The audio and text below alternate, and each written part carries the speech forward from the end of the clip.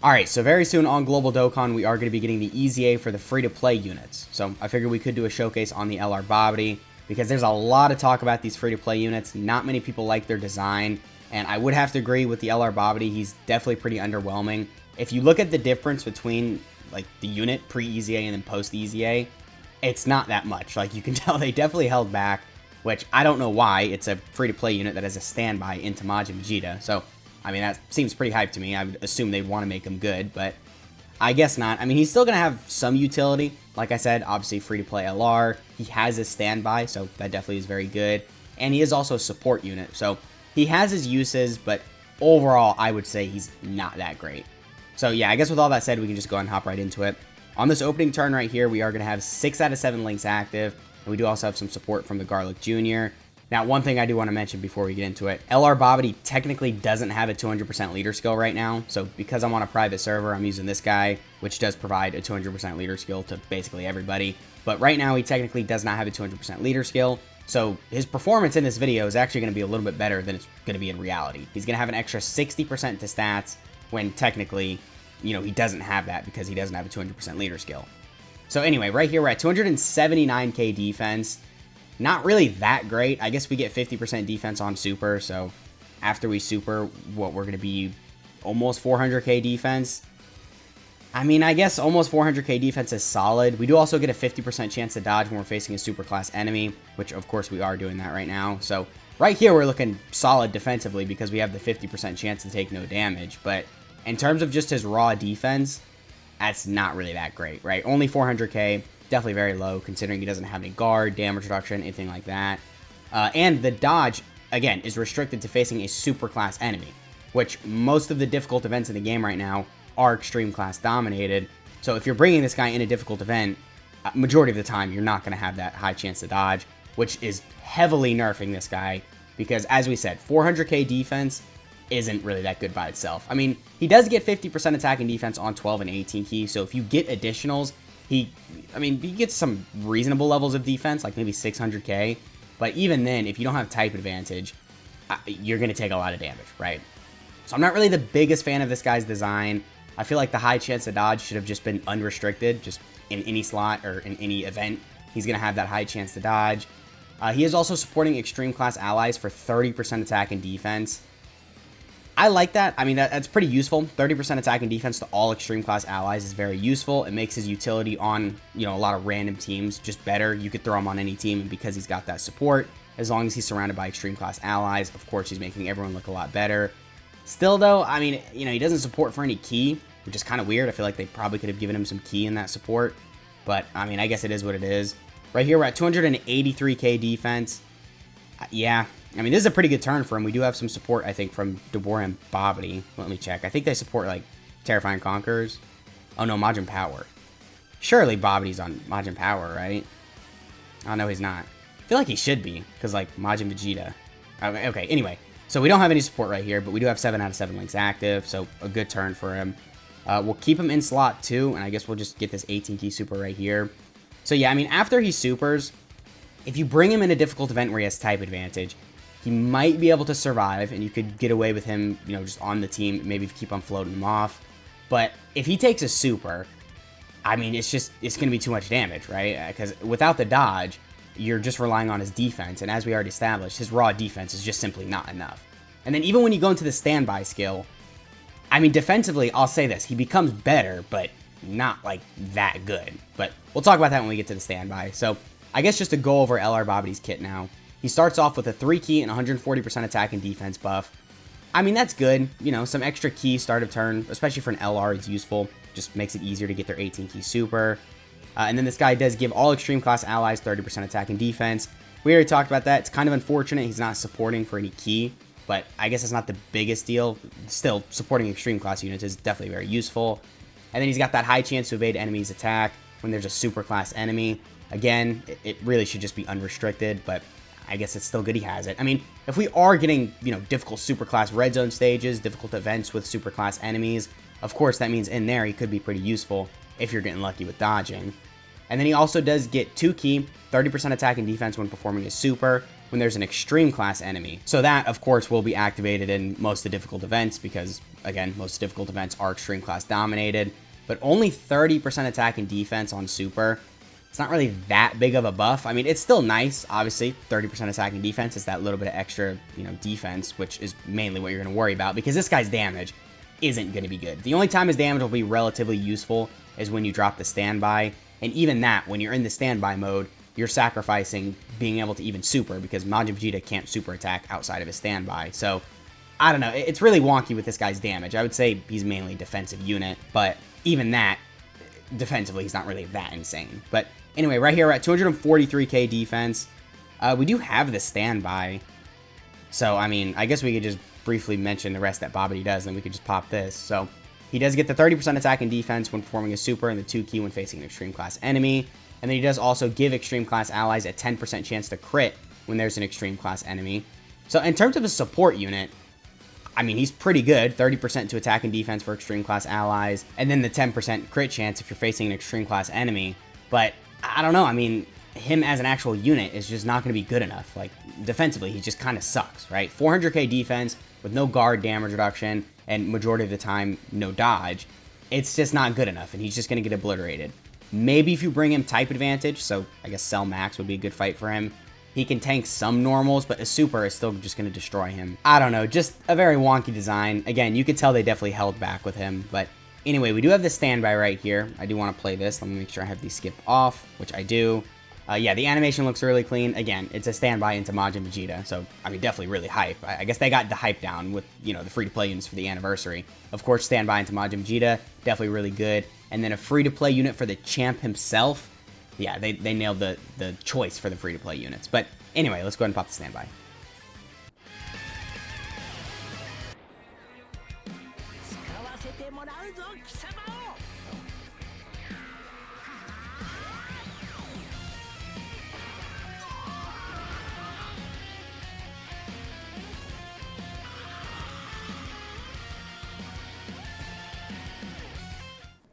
Alright, so, okay, so into Majin Vegeta, you can see his damage, like his raw attack, like drops significantly. So this guy's not doing any damage. He just straight up loses the ability to super attack.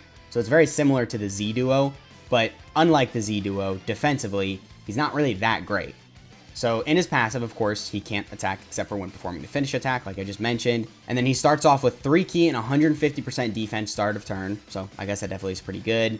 Then he gets 100% defense when ki is 12 or more. He also reduces damage received by 40% when receiving an attack when ki is 15 or more. So my main issue with that is that you have to receive an attack to get the 40% damage reduction. So then that's just another way this guy could get obliterated, because if that first attack is a super, I mean, you don't have the 40% damage reduction, so what do you do? And then he recovers 10% HP at the end of a turn, in which ki is 18. So that's pretty good. I mean, ki isn't necessarily going to be an issue with this guy, so I don't think him having ki restriction in his kit is, like, bad, but it is definitely kind of weird. So, okay, I guess we could just throw this guy in slot 1.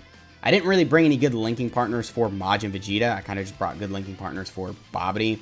But that's still an issue with him, is, you don't have many good linking partners for Majin Vegeta on these extreme class teams. Because this guy has links like Super Saiyan, he's got Royal Lineage, Saiyan Pride, which are all Vegeta links, and typically Vegeta is on super class teams. So again, just wonky design, right? It just creates more issues with him. So yeah, we got him in slot 1 right here. Again, keep in mind we're not able to attack at all, but we are building up to the standby attack, so of course we're trying to collect as many ki spheres as possible. We did receive that first attack, so we got the 40% defense, and we got a defense buff as well. I'm trying to see what that's about, because on Dokkan Wiki, it doesn't say he gets defense when receiving an attack. I guess maybe the 100% defense he gets when ki is 12 or more is when you receive an attack. Which, again, I don't know why he needs all this when he receives an attack. Just make him good defensively. I mean, he doesn't have to be as crazy as the Z Duo are when they go into their standby, but maybe if he had like the 40% damage reduction start of turn, the 100% defense start of turn, he would have been much better defensively. Okay, wow, we took a lot of damage right there, but I guess it's cool we are alive. We can keep Garlic Jr. in slot 1. He'll definitely be able to tank. Well, I don't want to risk it. We'll just pop a Ghost Usher. And then on the next turn, we are going to be able to drop the standby. So it can do good damage, like I said. I don't necessarily think it's going to do insane damage, like anything comparable to the headlining 8th year anniversary units. But I mean, it's a standby, so it definitely can hit pretty hard, especially if you do have this guy built primarily crits, which I think this private server does have him built with 15 crit. We'll have to check after this. Then, of course, you know, you get the critical hit on the standby and you're doing a lot of damage, but I don't know. Is the damage really worth not being able to attack at all in this guy's standby? I don't think so, right? So, okay, what we'll do is we'll check really quick how he's built. Yeah, 15 crit. Okay, so we got a really good shot at critting right here. And also, we're going to put Majin Vegeta in slot 3. So, I mean, of course, we have the opportunity to gather more key spheres right here to make the standby hit a little bit harder. But, all right, we got 40 skill charges, I guess, or whatever it's called. I don't even know. I guess let's just see how hard this hits. Hopefully, we can crit.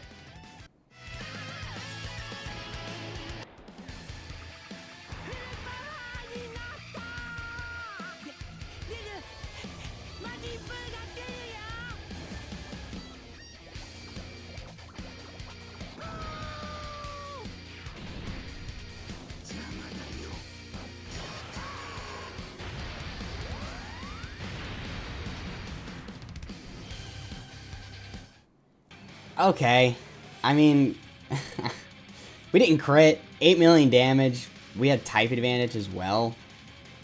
I guess that's not horrible. If we crit, we would do well over 10 million damage right there, but I don't know, still, just, again, wonky design. And then we go back into BABIDI. Yeah, okay, so after you pop the standby, you just go back to just normal BABIDI. But yeah, again, I don't know if it was really worth, you know, all that time of not being able to attack or anything like that. And, you know, you're dropping 8 million damage. I mean, I guess that's good, but even for a free-to-play unit, I feel like it should be a little bit better. Maybe if it had, like, a guaranteed crit on it or something like that. But I don't know. I mean, because that's the thing with the Z Duo. Yeah, they can't attack, but they become the best defensive unit in the game.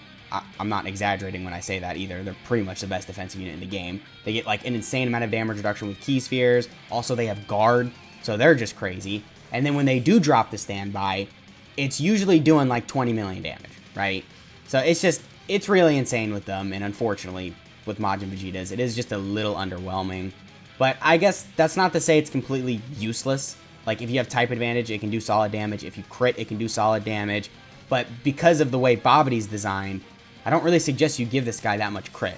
I would say additionals probably benefit him more, because then with BABIDI, he gets 50% defense on all of the super attack effects. So then getting those additionals are going to benefit him a lot, because defensively he's not that great. So I said this a million times in the video, but very wonky design. So I guess with all that shown, we can go ahead and cut to the Cell Max test. I don't know how well he's going to perform in there. I feel like we're going to get just obliterated, but we'll see, right? Alright, so we're here fighting Cell Max, and we do have this standby for BABIDI. So I think he does get a little bit better defensively when he's in standby, so when he's in Majin Vegeta state.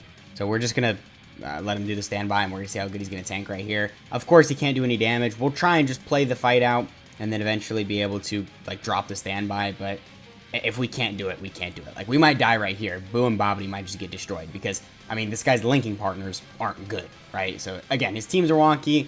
Everything's just kind of wonky with him.